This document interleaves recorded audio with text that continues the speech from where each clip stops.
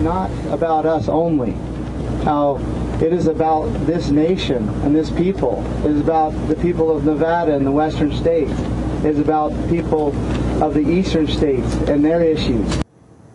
This is a Fox News alert. This is tense. No one is budging, and more people are arriving at the giant Nevada ranch standoff. Militia members now teaming up with a Nevada rancher in the battle with the federal government. The fight is about land, cattle, and a whole lot more. Sean Hannity has been all over this breaking news story from the very beginning. Sean joins us. Sean, this is tense. I'm worried. I'm very concerned of what's going to happen here. Literally at this hour, Cliven Bundy, I know you had him on last night. We're going to have him on tonight. We had him on Wednesday night. This has become very serious because what you got 200 federal agents. You got Bureau of Land Management, FBI agents surrounding the property. They're taking this guy's cattle. You know, it's very interesting how this all started. 21 years ago, the federal government said, well, we have an endangered species, the desert tortoise. Apparently, the desert tortoise, we did some investigative work today, Greta, is doing so well and thriving so well in these different refuges that they built in Las Vegas that this federal government is even killing this tortoise and euthanizing them. So it's not about the tortoise anymore. So now we've got to ask ourselves a question. Why 200 agents? Why are they? You can almost argue they're arresting the cattle. If they have a problem with Cliven Bundy, why don't they take it up with him? Now, there's been some court issues. My big question is, why are they precipitating a showdown? There's a lot of anger. People have been tased. People are now being attacked. You have, quote, a free speech zone being set up. Well, I thought that was all of America, and you have a lot of people getting very, very angry, and I'm very concerned that the government has gone way overboard here, and I think they need to pull back fast and find a peaceful resolution to this.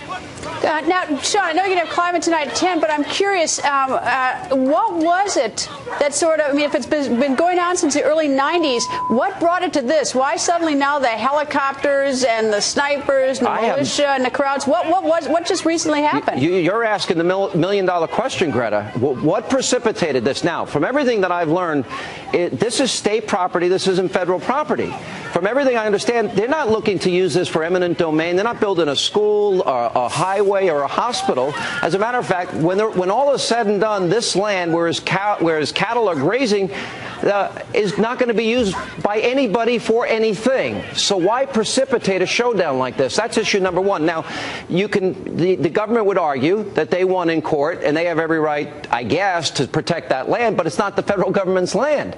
They're using the Endangered Species Act to even be involved in this case, and they're talking about a 21-year-old case. Why at this moment? I don't know. Look, things got so tense today, Greta, that the Clark County commissioner took on a Utah commissioner who said that Utah ranchers were going to go out in solidarity in support of Cliven Bundy, and literally his answer was, he said that those in Utah are, quote, inbred bastards, and if they come to Clark County to support Bundy, they better have funeral plans.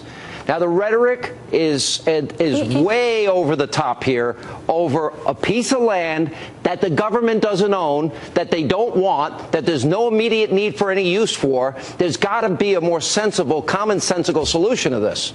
Well, yeah, that's the interesting thing. I mean, there are those court orders, and according to the court orders, Cliven Bundy lost. But what's happened is the execution of the court order, when they're bringing in helicopters and all this, that's the problem, is how, you know, well, many problems, but that's one of them.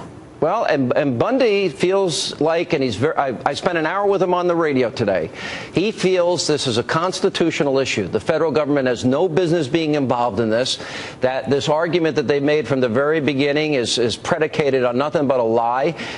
One of the big arguments he made, he said, look, my cattle never hurt the desert tortoise anyway. And on top of that, they are thriving. And there's instances, we're told, we have by reliable sources, that in fact they're thriving so well in the refuge in Vegas that the federal government is euthanizing them.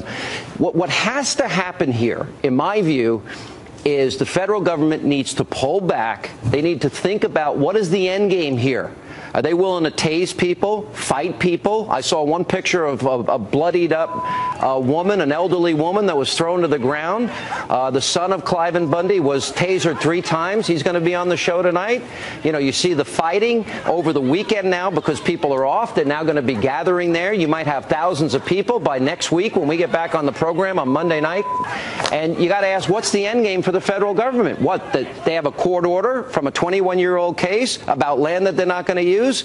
Certainly there's got to be a better way to handle this. Look, for those that don't remember the Branch Davidian and the Waco compound, I mean, that was out of control. Or those, you can go back to Ruby Ridge and Randy Weaver or Elian Gonzalez, which both of us were covering at the time. This seems to be a moment where we really need to stand back.